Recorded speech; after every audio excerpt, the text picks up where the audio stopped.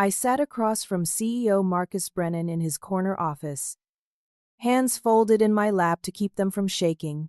After 16 years of loyalty, countless late nights, and building the proprietary engineering systems that transformed his company from a struggling startup into an industry leader worth $200 million, I finally asked for what I deserved: a 25% raise.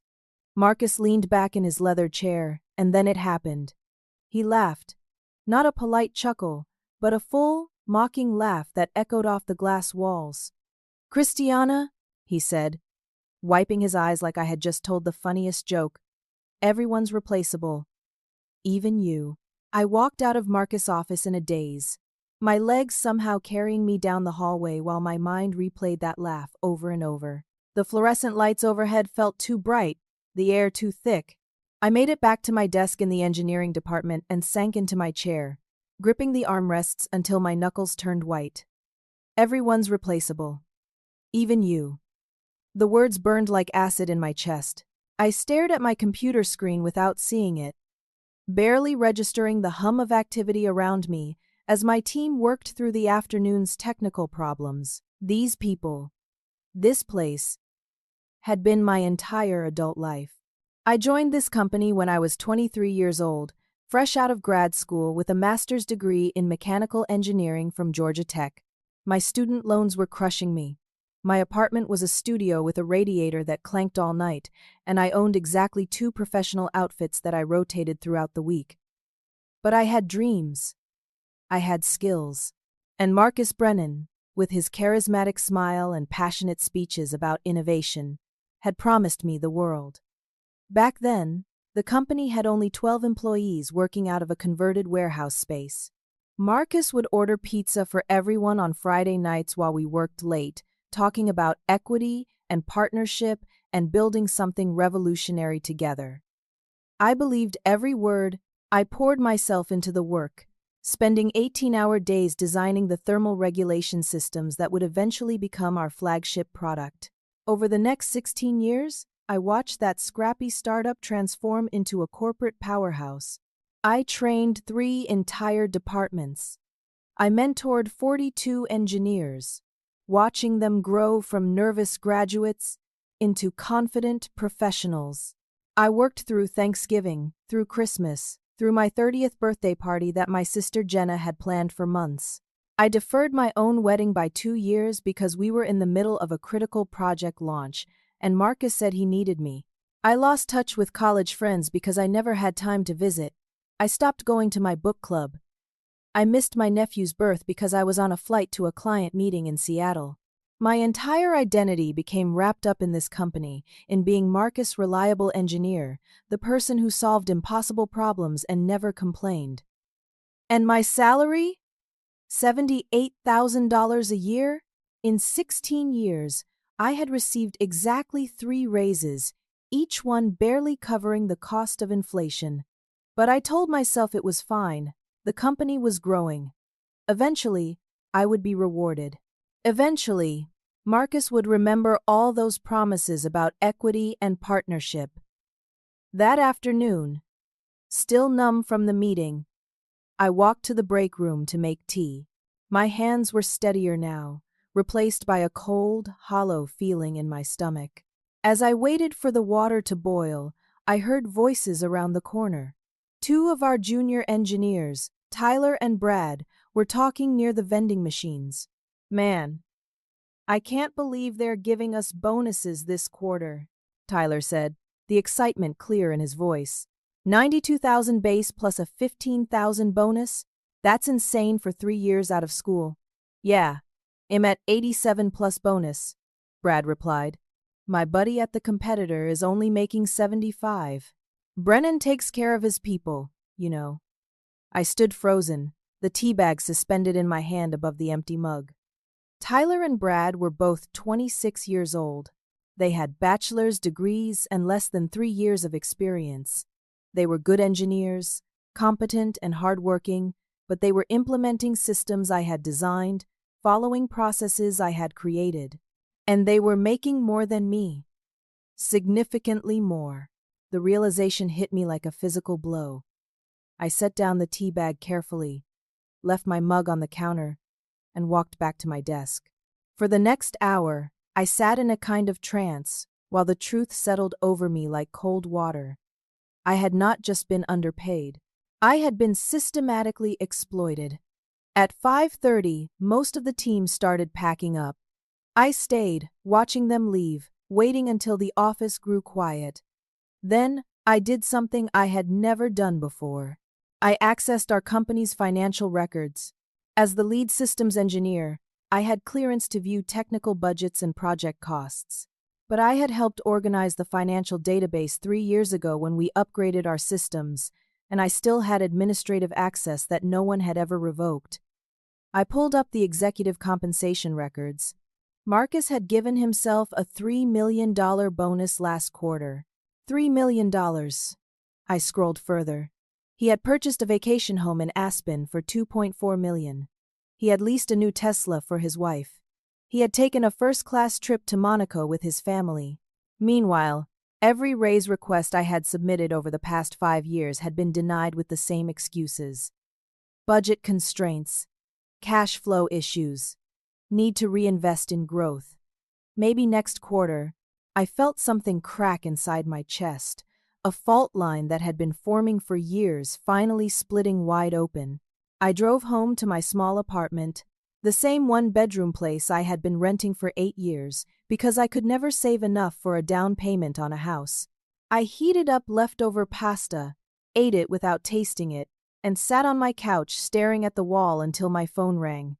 It was my sister Jenna. "Hey, I was just thinking about you. How did the raise conversation go?" I had told her about my plans to finally ask Marcus for fair compensation. She had encouraged me, helped me practice what I would say. The memory of her confidence in me made my throat tight. He laughed, Jenna. He literally laughed in my face and told me everyone's replaceable. The silence on the other end stretched for 3 long seconds. Then Jenna's voice came back, sharp with anger. "That son of a... Christiana, you need to leave. Today. Right now. I can't just quit. I need the salary. I have bills." "You need a salary that actually reflects your value," Jenna countered. "Listen, my friend Amanda just got hired at some tech firm in the city. They gave her a $50,000 signing bonus just to come on board. Companies are desperate for good engineers. You're not trapped. You just think you are." After we hung up, I sat in the dark apartment and let myself think dangerous thoughts. What if I did leave? What if I walked away from 16 years and started over? The idea terrified me. But something else was growing underneath the fear. Something that felt like anger, and clarity, and long overdue self-respect. I opened my laptop and started searching through my old email archives, looking for anything that might help me understand my options. That's when I found it. An email chain from 3 years ago that had been accidentally forwarded to me, buried under thousands of other messages. I must have glanced at it at the time and filed it away without really reading it. Now, I read every word. The email was between Marcus and our CFO Donald.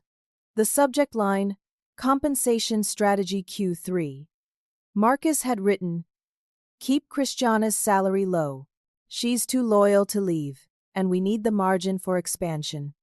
She doesn't know her worth. As long as we give her interesting projects and the occasional attaboy, she'll stay put.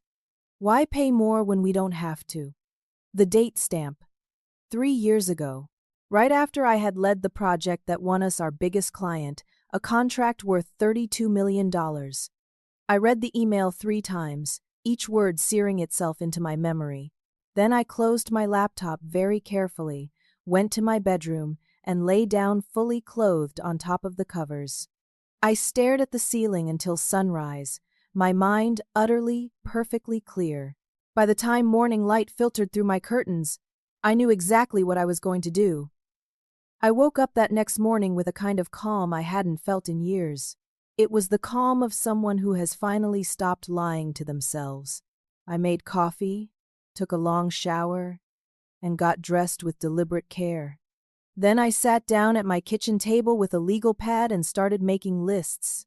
First, I documented everything I had created over the past 16 years. The advanced thermal regulation algorithms that reduced manufacturing defects by 68%, the predictive maintenance protocols that cut equipment downtime by 73%, the automated quality control frameworks that saved the company an estimated $4.2 million annually. These weren't just improvements. These were foundational systems that the entire company's operations depended on, and I had built them, refined them, defended them in technical reviews and client presentations. They existed because of my expertise, my late nights, my refusal to accept good enough when excellent was possible. Then I did something that should have occurred to me years ago. I pulled out my original employment contract, the one I had signed at 23 when I was too grateful for the job to read the fine print carefully. I read it now with 16 years of experience and growing suspicion. The contract was shockingly simple. 5 pages, barely any legal language. It covered my salary, benefits, and basic job duties. Her office was in a gleaming tower downtown.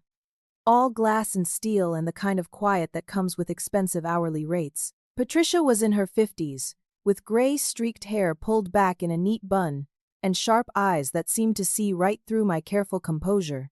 I handed her my employment contract and spent 30 minutes explaining my situation, my voice steady even as my palms sweated.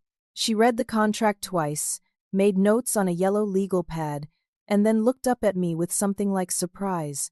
"Christiana, this contract is barely enforceable for basic employment terms, let alone intellectual property claims. There's no IP assignment clause. There's no non-compete. If you developed these systems using your own expertise and knowledge, you have a legitimate argument that you retain rights to them. But I developed them while working for the company," I said, needing to understand the reality. "I used company equipment, company time. Yes, but without a clear IP assignment in your employment agreement, it becomes much murkier. In many cases, especially with technical innovations, courts have sided with employees when contracts are this poorly written." Patricia leaned forward. "I'm not saying you own these systems outright, but I am saying that your former employer would have a very difficult time preventing you from taking your knowledge and expertise elsewhere. You can't steal files or literally take their property, but you can absolutely use what you know to work for someone else, even a direct competitor." "Without a non-compete?" "Absolutely. That's just called changing jobs." I left Patricia's office 2 hours later, $450 poorer and infinitely richer in understanding. I sat in my car in the parking garage and let myself feel the full weight of possibility. Then I started my research. I knew the competitive landscape intimately. For 16 years, I had watched Marcus obsess over his rivals, tracking their products, their market share, their weaknesses. His biggest competitor was TechCore Industries, a company that had been trying to break into our market segment for 5 years without success. They had capital, they had clients, they had infrastructure. What they didn't have was the sophisticated engineering systems that made our products superior. TechCore was run by Diana Sutherland, a CEO with a reputation for being brilliant, demanding, and scrupulously fair. I had seen her speak at a few industry conferences. She was in her early 50s, a former engineer herself who had built TechCore from the ground up. More importantly, she was known for promoting women in engineering and paying competitive salaries. On Friday afternoon, I sat in my apartment with my phone in my hand for 10 full minutes, building my courage. Then I dialed TechCore's main number. A pleasant male voice answered. "TechCore Industries. How may I direct your call? I'd like to speak with someone in Diana Sutherland's office, please." "Regarding what matter?" I took a breath. "I'm a senior engineer with specialized experience in thermal regulation systems and predictive maintenance protocols. I'm interested in exploring opportunities. I can transfer you to human resources. I'd really prefer to speak with someone in the executive office. I believe Miss Sutherland would want to hear about my background directly." There was a pause. "May I ask where you currently work?" Am currently employed at Marcus Brennan's firm. The pause was longer this time. Please hold. Elevator music played for less than a minute before a new voice came on the line, crisp and efficient. This is Kevin Park, Miss Sutherland's executive assistant. You mentioned you work for Marcus Brennan. That's correct. I'm the lead systems engineer. I've been there for 16 years. And you're calling because I'm considering a change. And I thought TechCore might be interested in someone with my specific expertise. What exactly is your area of expertise? I developed the proprietary thermal regulation algorithms and predictive maintenance systems that Brennan's company uses. I've built 3 complete departments and trained over 40 engineers. I hold a master's degree from Georgia Tech, and I have 16 years of hands-on experience in advanced manufacturing systems. Another pause. Then Kevin's voice came back, warmer now, almost excited. Can you hold for 1 moment, please? This time, the hold lasted 3 minutes. When the line clicked back, it was a different voice. A woman's voice, direct and intelligent. Christiana Walker? This is Diana Sutherland. Kevin tells me you might be interested in talking with us. My heart hammered against my ribs. Yes, Miss Sutherland. I think we might be able to help each other. I'm intrigued. Marcus has been bragging at industry conferences for years about his genius engineer who built his empire. He just never bothered to mention that engineer's name. Every competitor in this space has been trying to figure out who actually created those systems. We've been waiting for you to wake up and realize what you're worth. The words hit me with unexpected force. I had been invisible, but I had also been legendary. I'm awake now. Good. What would it take to bring you on board? I had practiced this answer, but actually saying it out loud still felt dangerous. I want a VP position, equity in the company, and compensation that reflects the value I bring. I want my own team, budget authority, and the freedom to innovate. That's a serious ask. I'm a serious asset. Diana laughed, a warm sound that was nothing like Marcus' cruel mockery. I like you already. Can you come in for a meeting? Tuesday afternoon? I'll be there. One more thing, Christiana. Does Marcus know you're talking to me? Not yet. Keep it that way until we've had a chance to meet. And bring documentation of your contributions. Anything you have that's yours personally, not company property. Well, need to be very careful about this legally. I understand. After I hung up, I sat very still, phone still in my hand, and let myself feel the first real spark of hope I had experienced in years. Tuesday was 4 days away. 4 days to prepare, to document, to get ready to walk into the room that would change my life. I spent the weekend creating a comprehensive portfolio of my work, using only my personal notes, my published papers, and my memory. Nothing from company files, nothing that could be construed as theft. Just the product of 16 years of expertise, organized into a presentation that demonstrated exactly what I could do. On Monday morning, I went back to work. Marcus passed me in the hallway and didn't even make eye contact, already having forgotten our conversation about the raise. I smiled and kept walking. Let him forget. He would remember me soon enough. Tuesday morning, I called in sick again. This was my 3rd sick day in a week, and I could tell from the tone of my manager's voice that eyebrows were being raised. I didn't care anymore. Some part of me had already left that place, even if my body was still going through the motions. I dressed carefully for the TechCore meeting. A navy suit that I had bought for a conference 2 years ago and barely worn. My good shoes. Pearl earrings my mother had given me. I looked in the mirror and barely recognized the woman staring back. She looked determined. She looked ready.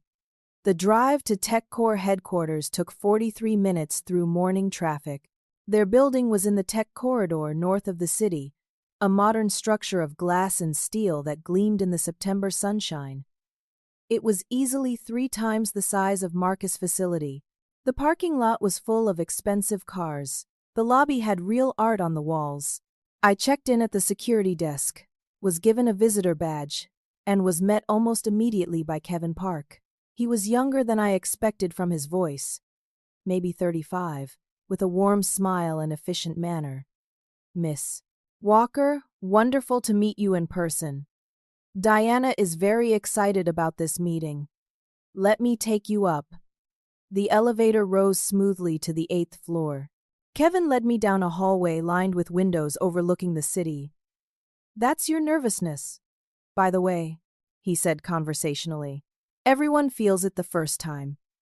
The building's designed to be impressive. Diana believes in making a statement.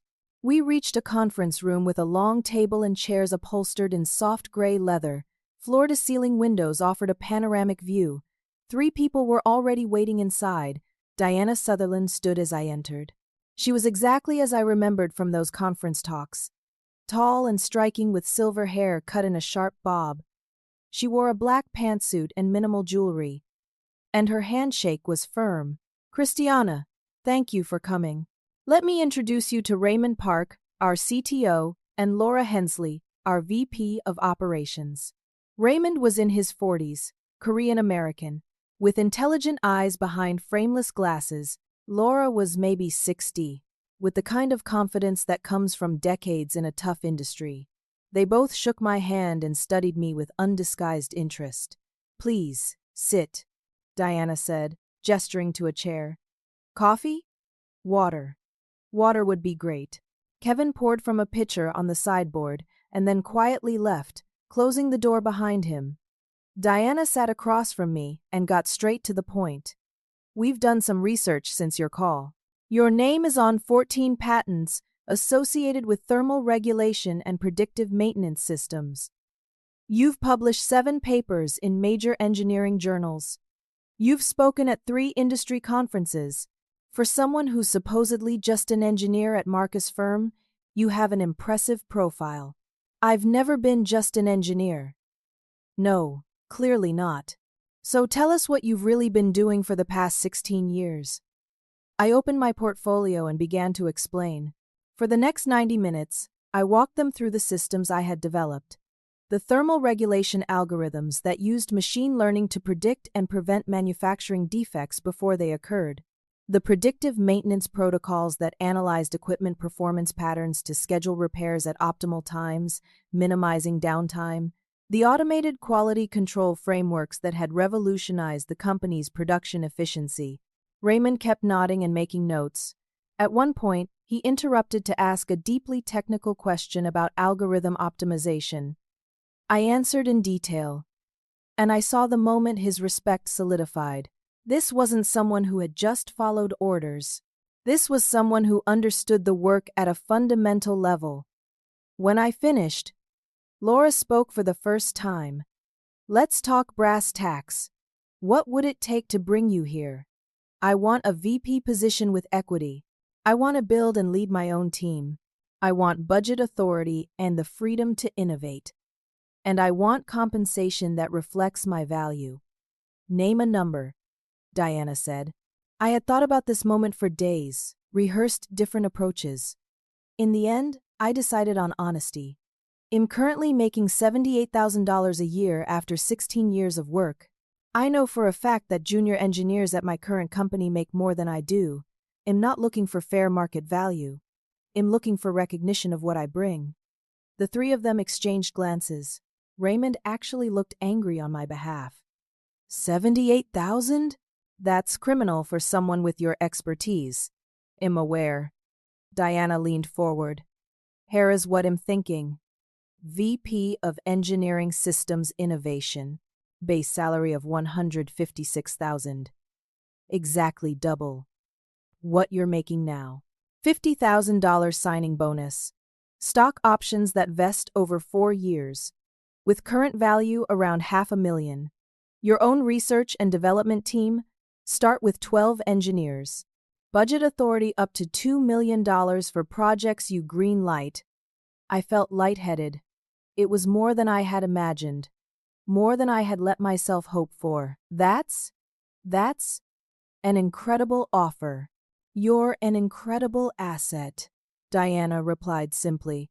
But before we go further, I need to know about your employment contracts, non-compete clauses, IP assignments, anything that might create legal complications.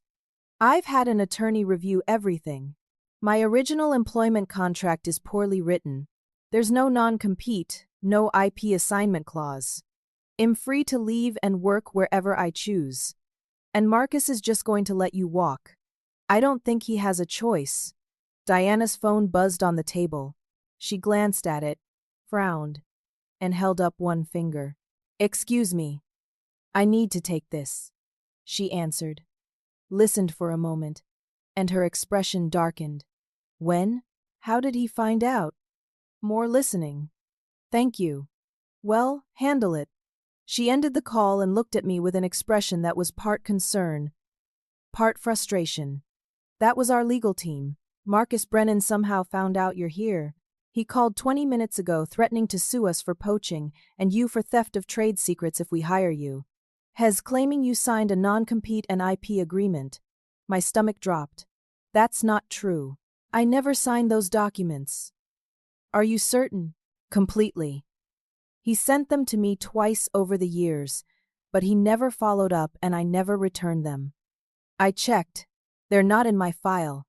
Laura immediately stood and left the room. Raymond pulled out his phone and started typing rapidly. Diana kept her eyes on me, assessing. This is Marcus trying to intimidate us. It's a common tactic. Will it work? That depends. Do you have proof that you didn't sign those documents?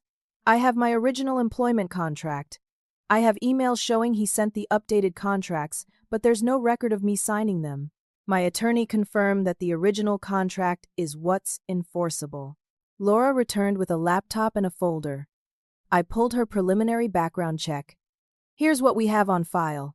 She opened the folder and spread documents across the table. My original employment contract, a copy of my resume, my published papers. Raymond took the contract and read through it carefully. He had mentioned earlier that he had a law degree in addition to his engineering background.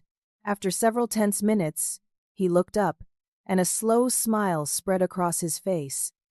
There's no non-compete here, and the IP clause is so vaguely written that it's essentially unenforceable. Marcus is bluffing. Diana immediately called someone on her cell. Richard, it's Diana. I need you in conference room A, immediately. She looked at me. Our lead attorney. Let's get this nailed down. Richard arrived within 5 minutes. A serious man in his 60s who listened to the situation, reviewed my contract, and made several calls to verify state employment law. Finally, he set down his phone and addressed Diana. Marcus Brennan has no legal standing.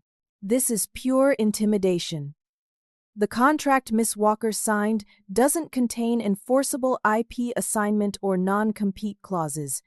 She's free to work wherever she chooses.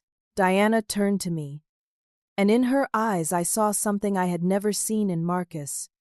Respect, partnership, trust. So the question becomes, are you brave enough to call his bluff? I thought about 16 years of silence, 16 years of accepting less, 16 years of making myself small so Marcus could feel big. I thought about his laugh, about that email where he called me too loyal to leave, about every moment I had swallowed my worth to keep the peace. Yes, I said. I'm brave enough? Diana extended her hand across the table. Then welcome to TechCore, Vice President of Engineering Systems Innovation. I shook her hand and felt the future click into place. This was it, the moment everything changed, and I was ready. I drove home from TechCore in a daze, Diana's words echoing in my mind.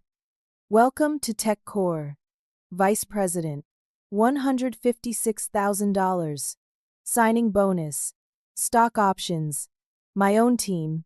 I had done it. I had actually done it. That evening, I drafted my resignation letter. I kept it simple and professional, just 3 sentences stating that I was resigning effective immediately and thanking the company for the opportunity. No explanations. No accusations. Just a clean break. Wednesday morning, I got dressed for work as usual. But instead of my normal routine, I put on my navy suit again, the armor I had worn to TechCore. I wanted Marcus to see me as I truly was when I walked away from him. The office felt different as I walked through it. Or maybe I was different. People greeted me, asked about weekend plans, complained about traffic, normal conversations. They had no idea that the ground was about to shift beneath all of us. Marcus' office was on the third floor, glass-walled and ostentatious. I could see him through the windows as I approached, on the phone as usual, gesturing emphatically while he talked. I waited outside his door until he hung up. Then I knocked. He waved me away dismissively, already picking up his phone to make another call. I knocked again. Harder.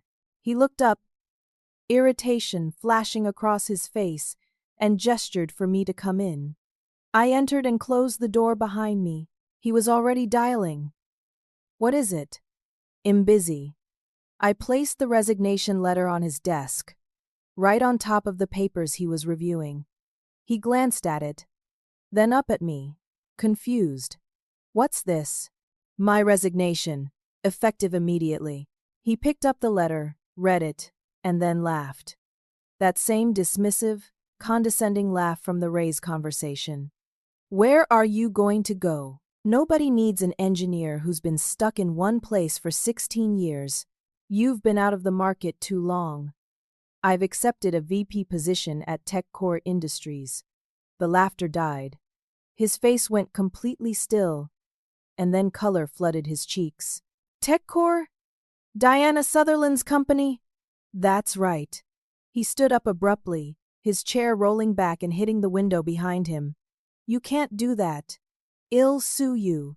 You signed a non-compete agreement." "No, Marcus. I didn't. You sent it twice." "I never signed it and you never followed up. My attorney confirmed that my original contract is what's enforceable, and it has no non-compete clause." "Then well invoke the IP clause. Everything you developed here belongs to this company. The IP clause in my contract is too vague to be enforceable. You know that, or at least your lawyers will tell you that once you ask them. You were too cheap to hire proper legal counsel in the early days, and you never bothered to update my contract. That's not my problem. That's yours." His face was turning an alarming shade of red. "This is how you repay me? After everything I did for you? I gave you a job when you were nobody." The anger I had been holding back for days surged forward. "You mean after everything I did for you?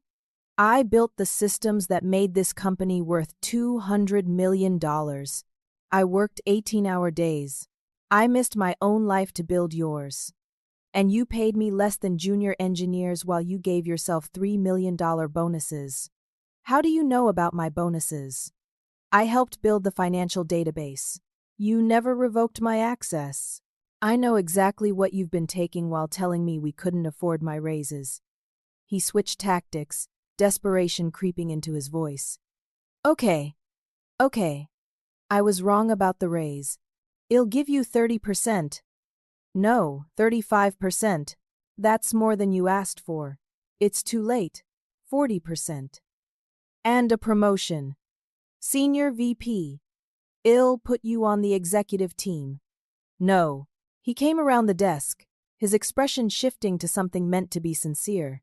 "Christiana, come on. We've been through so much together. You're part of this family. Don't throw away 16 years over one misunderstanding." "It wasn't a misunderstanding. You knew exactly what you were doing. I saw the email to Donald, Marcus, the one from 3 years ago where you explicitly told him to keep my salary low because I was too loyal to leave." His face went pale. "That email was confidential. It was accidentally forwarded to me. I just didn't read it carefully at the time. But I read it now. You didn't undervalue me by accident. You did it on purpose, systematically, for years. You knew my worth and you deliberately paid me less because you thought I'd never have the courage to walk away. Everyone makes strategic compensation decisions. That's just business." "No, Marcus. That's exploitation. There's a difference." I turned to leave, Behind me, I heard him scrambling. Wait. Just wait. Let's talk about this like adults. Name your price. Whatever TechCore offered, I'll match it. I looked back at him, this man who had consumed 16 years of my life, and felt nothing but pity. There is no price, Marcus. This isn't about money anymore. It's about respect. And you can't match what I've found at TechCore because you've never had it to give. As I reached for the door handle, it burst open. Donald, the CFO, rushed in, his face flushed and panicked. He hadn't seen me standing there. Marcus, we have a massive problem. The new client contract, the $15 million deal with Midwest Automotive, they're requiring certification on our thermal regulation systems. They want complete technical documentation and the signature of the engineer who developed them. They specifically want. He finally noticed me. His eyes went wide. Oh no. The room went completely silent. I watched the realization dawn on Marcus' face, watched him understand the full scope of what my departure meant. The automotive contract wasn't just big money. It was a prestige account that would open doors to the entire manufacturing sector, and it required my certification, my signature, my personal guarantee of the system's integrity. Without me, they couldn't fulfill the contract.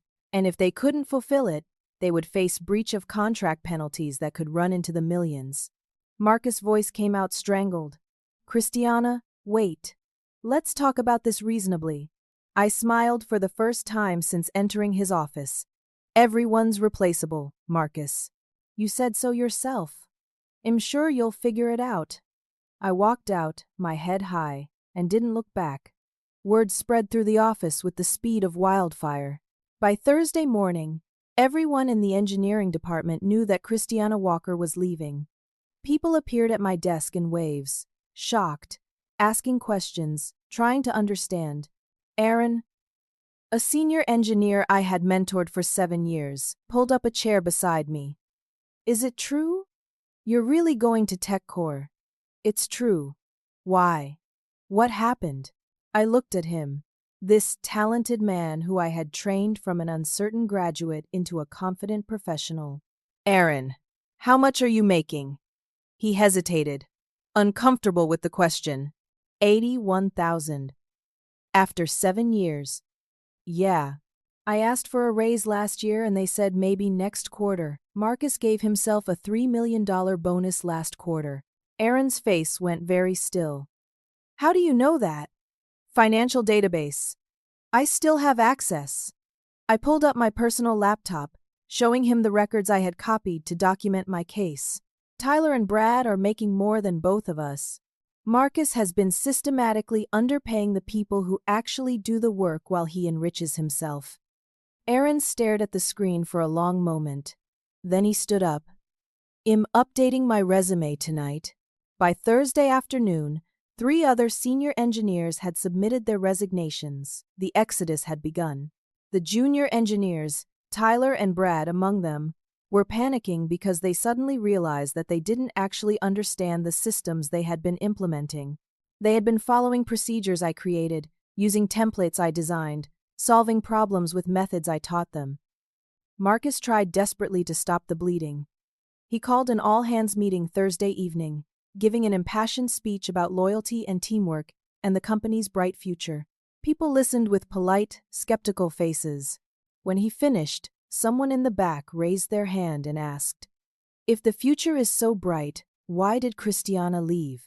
Marcus had no good answer. Friday morning, the automotive client arrived for their certification meeting. I wasn't supposed to be there. My resignation was effective. But I had agreed to stay through Friday to avoid charges of abandonment. I sat at my desk, watching through the glass conference room walls as Marcus tried to salvage the situation. The client team consisted of 4 people from Midwest Automotive's engineering division. Their lead representative was Susan Chen, a sharp-eyed woman in her 50s who served as their chief engineer.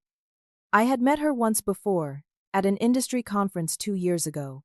She had been impressed by my presentation on thermal regulation innovations. Marcus had Tyler give the certification presentation. I watched Tyler fumble through the slides I had created, unable to answer even basic technical questions. The automotive representatives exchanged concerned looks. One of them made notes on his tablet with increasing frequency. Finally, Susan stood up. Even from my desk, I could hear her voice through the conference room glass. "Where is the engineer who actually developed these systems?" Marcus tried to deflect. "The development was a team effort. Tyler here can handle any questions." "Mr. Brennan, we did our homework before signing this contract. We know that Christiana Walker developed these systems. We've read her published papers. We've seen her speak at conferences. We want to work with her, not with someone reading from her notes. Unless she can certify this work personally, we're pulling the contract." The room exploded into chaos. Marcus tried to argue, to negotiate, to explain. Susan cut him off. "We're not interested in explanations. We're interested in working with the actual engineer. If she's unavailable, well, take our business elsewhere." The automotive team left. Marcus stood in the conference room, his face ashen, while Tyler and Brad and the other engineers tried to figure out what had just happened. Then Marcus' assistant rushed in with a sheaf of papers. "Mr. Brennan, we have a problem. 3 other major clients are requesting meetings to discuss project status. And there's this." She handed him a printed press release. I watched Marcus read it, watched the color drain from his face. He looked up, looked around the office, and his eyes found mine through the glass. The expression on his face was pure devastation. I stood up, crossed the floor, and took the press release from his shaking hand. It was from TechCore Industries, dated that morning. TechCore Industries is proud to announce the appointment of Dr. Christiana Walker as Vice President of Engineering Systems Innovation. Dr. Walker brings 16 years of pioneering experience in thermal regulation and predictive maintenance systems, having developed revolutionary algorithms that have transformed modern manufacturing processes. Her expertise will drive TechCore's expansion into advanced industrial solutions. The press release didn't name Marcus' company directly. It didn't have to. Everyone in the industry would know exactly where I had come from and what systems they were talking about. Marcus' phone started ringing. Then the office phone. Then his cell. He stared at the devices like they were venomous snakes. His assistant answered one call, listened, and her face went pale. "Mr. Brennan, it's the board chairman. Hess asking who Christiana Walker is, and why we let her go." Over the next hour, the calls kept coming. Investors, board members, industry analysts, all asking variations of the same question. "What happened? How did you lose your chief engineer? What does this mean for ongoing projects?" I gathered my personal belongings from my desk. 16 years in one cardboard box. Photos of my family. A coffee mug Jenna had given me. A small plant that had somehow survived years of neglect. My diplomas from the wall. As I carried the box toward the elevator, Marcus appeared in front of me. "Christiana, please. I'm begging you. Don't do this. Come back. I'll give you anything. Everything."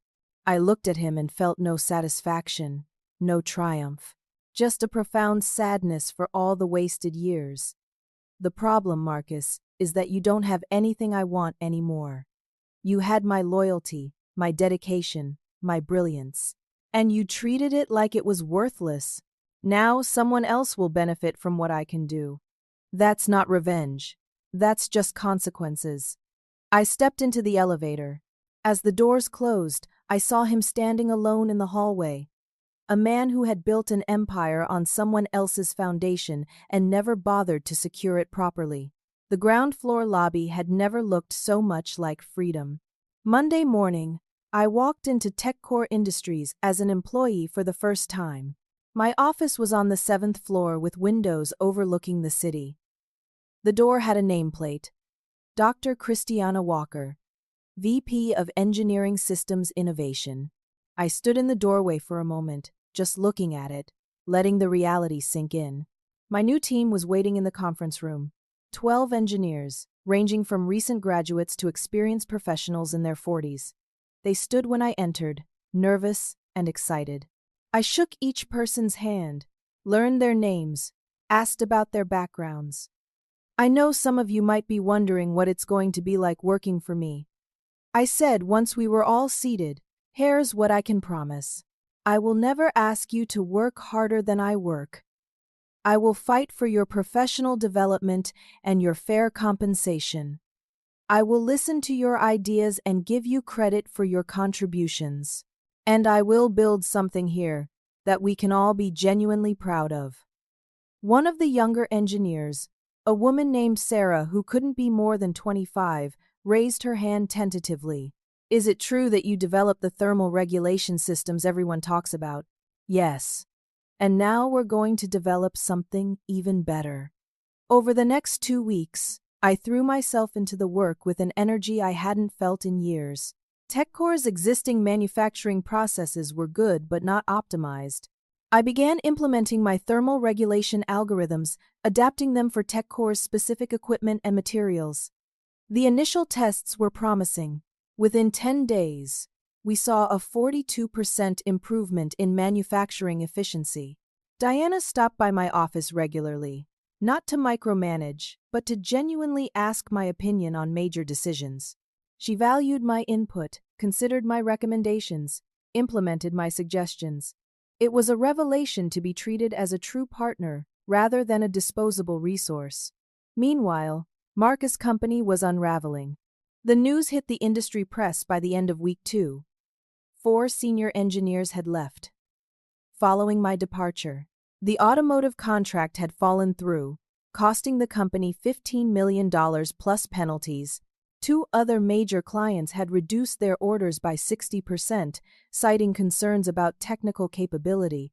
The company's stock, which had gone public 2 years earlier, dropped 38% in 3 weeks. Investor calls were reportedly brutal. The board was demanding answers that Marcus couldn't provide. Aaron called me during my 3rd week at TechCore. I got an offer from a firm in Boston, 20% more than Marcus was paying me. I'm taking it. Good. You deserve it. This is all because of you. You showed us that we don't have to accept being undervalued. Half the department is looking for new jobs now. I'm glad. Everyone should work somewhere that respects them. On a Friday afternoon, 3 weeks into my new position, my assistant buzzed my intercom. Dr. Walker, there's a Susan Chen from Midwest Automotive on line 2 for you. I picked up the phone. Hello, Susan? Christiana, I hope you don't mind me calling directly. I got your number from Diana. I wanted to follow up on something. We pulled our contract with Brennan's company, as you know. The project still needs to happen. Would TechCore be interested in taking it on? My pulse quickened. Potentially. What would the terms look like? Same contract, same timeline, same $15 million value, but we want you specifically to lead the technical side. That was always the key for us. We trust your expertise. I put Susan on hold and walked down the hall to Diana's office. When I explained the situation, Diana's eyes lit up. That's the contract that would have saved Marcus' company. And now it could be ours, if we can deliver. It's a tight timeline. Can you deliver? With the right team, yes. Diana picked up her phone and called our legal department. Draw up a proposal for the Midwest Automotive contract. Christiana Walker will be lead engineer. I want it ready for review by Monday. We worked through the weekend, my new team and I, building a proposal that demonstrated not just capability but innovation. We weren't just going to match what Marcus' company had promised. We were going to exceed it. The following Tuesday, I presented to Midwest Automotive in their offices in Detroit. Susan and her team listened intently as I outlined our approach, our timeline, our quality guarantees. I answered every technical question with confidence earned from 16 years of real experience. At the end of the presentation, Susan shook my hand. You've got the contract. Welcome to the project. I called Diana from the airport. We got it. Her laugh was jubilant. $15 million. The contract that was supposed to save Marcus just became ours. That's poetic justice, Christiana. But the real victory came the following week when I received an unexpected visitor at TechCore. Security called up to warn me. Dr. Walker, there's a Marcus Brennan here asking to see you. Should we send him up? I thought about turning him away. But curiosity won. Yes, but have security escort him and stay nearby. Marcus looked terrible when he walked into my office. He had lost weight. His suit, normally immaculate, was rumpled. He had dark circles under his eyes. Thank you for seeing me. You have 5 minutes. He sat down without being invited, slumping into the chair like a man who had been carrying too much weight for too long. I came to apologize. Okay. No, I mean really apologize. Not to try to get you back. I know that ship has sailed. But because you deserve to hear it. I was wrong. About everything. About how I treated you. About how I valued you. About what I said. You were. The company is falling apart. The board is forcing me out. They're bringing in a new CEO. I'll still be a shareholder, but I won't have control anymore. I heard. He looked at me with hollow eyes. I built that company. I grew it from nothing to $200 million. No, Marcus. I built that company. You just took credit for it. He flinched like I had slapped him. You're right. I know you're right. And I'm going to have to live with that. I just wanted you to know that I finally understand what I lost. Not the revenue or the contracts. You. I lost someone who was genuinely brilliant, genuinely loyal, genuinely dedicated. And I threw it away because I was too arrogant to see what was right in front of me. Everyone's replaceable, though. That's what you told me. I was wrong about that, too. Some people are irreplaceable. You're one of them. He stood to leave. At the door, he turned back. I know this doesn't change anything, but I'm sorry. Truly. After he left, I sat at my desk for a long time, looking out the window at the city below. I didn't feel triumphant. I didn't feel vindicated. I just felt sad for all the wasted time, all the years I had spent making myself small so he could feel big. But I also felt something else. Something new and strong and entirely my own. I felt free. 3 months after leaving Marcus' company, I sat in my TechCore office on a Saturday afternoon, preparing a speech for a Women in Engineering conference scheduled for the following month. The office was quiet. Most of the team had gone home. I had a mug of tea cooling beside my laptop and the whole city spread out below my window. My life had transformed in ways I was still processing. My salary had been increased again after successfully delivering the Midwest Automotive project ahead of schedule. I was now making $180,000 a year, plus bonuses. I had 28 engineers reporting to me after TechCore acquired Marcus Thermal Systems division for 40% below market value. 7 engineers from my old company had joined us, including Aaron, who was now one of my senior team leads. I had finally bought a house. A beautiful craftsman-style home, in a quiet neighborhood with a yard and a garden and space for all the things I had been putting off for 16 years. I had reconnected with friends from Georgia Tech. Jenna visited every other weekend, still amazed at the transformation. I had even started dating someone, a software engineer named Derek I met through mutual friends. We went rock climbing on weekends and talked about building something together beyond just our careers. But the most profound change wasn't external, it was internal. For the first time since I was 23 years old, I felt like myself. Not someone's employee. Not someone's asset to be exploited. Just Christiana. A woman who knew her worth and refused to settle for less. I thought about Marcus sometimes, without anger now, mostly with a kind of detached curiosity about how someone could be so blind to the people who were actually building his success. His company had survived but was struggling.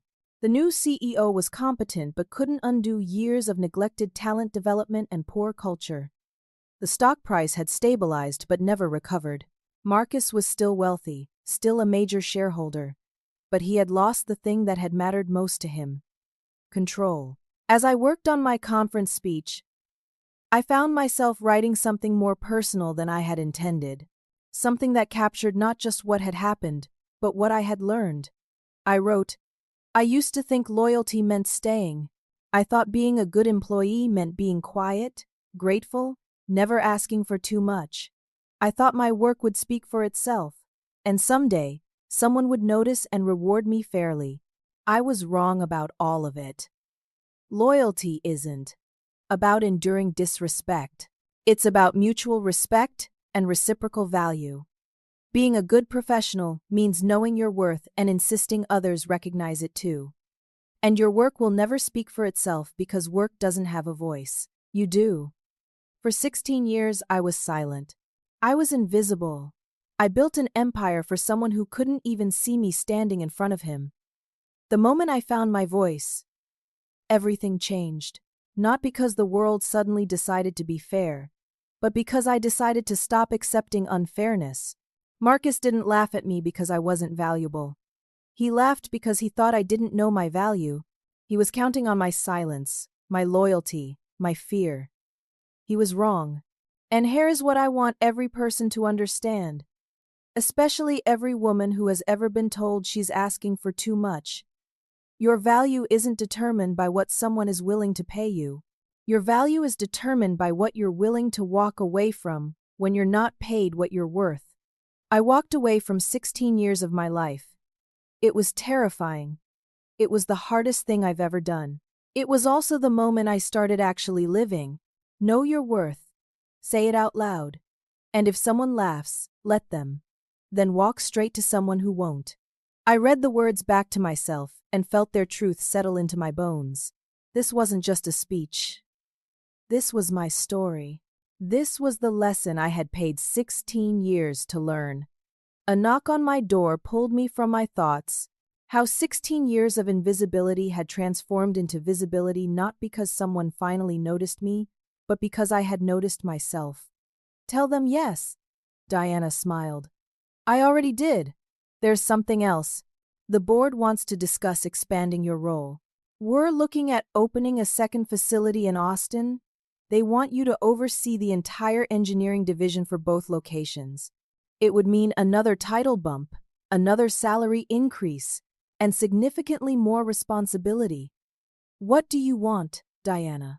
I want you to build the kind of engineering culture here that you never had at your last company.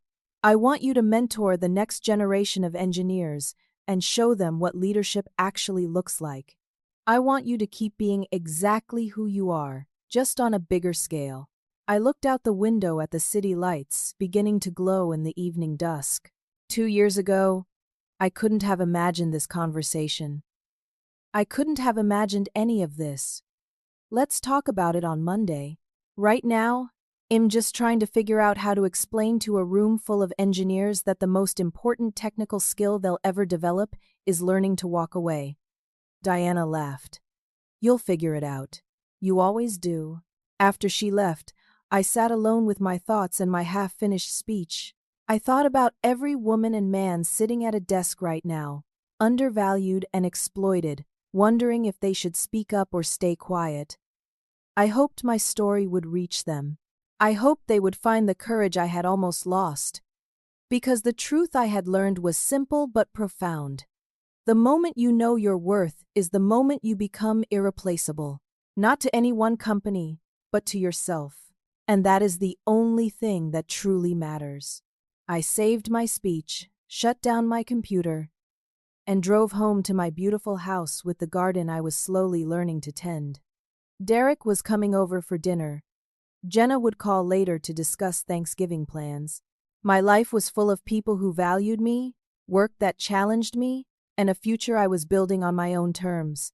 As I unlocked my front door, I thought about Marcus one last time. Not with anger or satisfaction, but with a kind of grateful sadness. He had taught me the most valuable lesson of my career, even if he hadn't meant to. He had shown me exactly who I didn't want to be. And in doing so, helped me discover who I was. Sometimes the people who hurt us the most are the ones who teach us to finally stand up for ourselves. Marcus had laughed at my request for a 25% raise. That laugh had cost him his company, his reputation, and $15 million. But it had given me something priceless: my voice, my worth, and my freedom. And I would never be silent again. Now I want to ask you something. Have you ever felt undervalued at work? Like you were giving everything and getting nothing back? Have you stayed somewhere too long because you were afraid to leave or because you thought loyalty would eventually be rewarded? What would you do if you were in my position? I'd love to hear your thoughts in the comments below.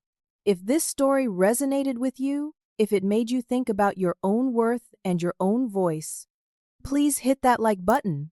It helps more people find these stories, and maybe, just maybe, help someone else find the courage to walk away from a situation that's not serving them. And if you're not already subscribed, I hope you'll consider subscribing and turning on notifications. I share stories like this regularly. Stories about finding strength, standing up for yourself, and building the life you deserve. Each story is a reminder that you're not alone in these struggles and that change is always possible.